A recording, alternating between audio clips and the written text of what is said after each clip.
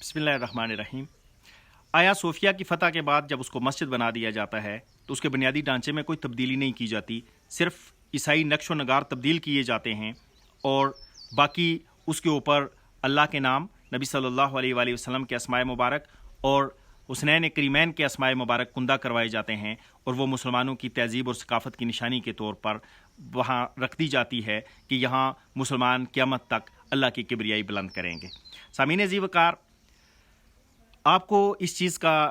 یقیناً اندازہ ہے کہ 1923 سے پہلے دنیا میں جو قوانین رائج تھے اس میں جو فاتح جو عمارت فتح کرتا تھا وہ اس کی ملکیت قرار پاتی تھی۔ جو فاتح جو شہر فتح کرتا تھا، جو تلوار کے زور پہ جو علاقہ فتح کرتا تھا، وہ اس کی ملکیت تھی اور اس کا جو چاہے اس کا مصرف کر سکتا تھا۔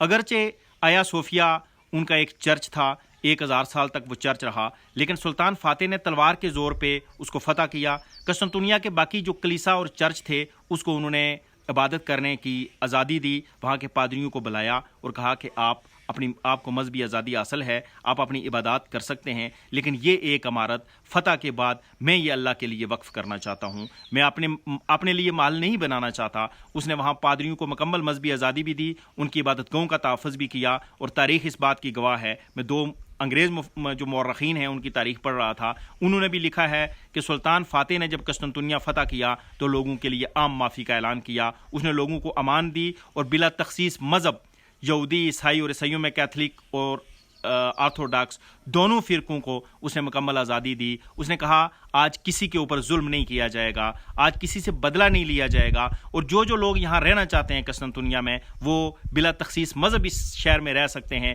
مذہب کی بنیاد پر کسی سے ناروا سلوک نہیں کیا جائے گا، لیکن اس شہر کے اوپر، اس ملک کے اوپر جو حکومت ہوگی وہ اللہ کے مقرر کردہ نمائندوں کی ہوگی، وہ اللہ کے خلیفہ کی ہوگی، وہ حکومت اللہ کے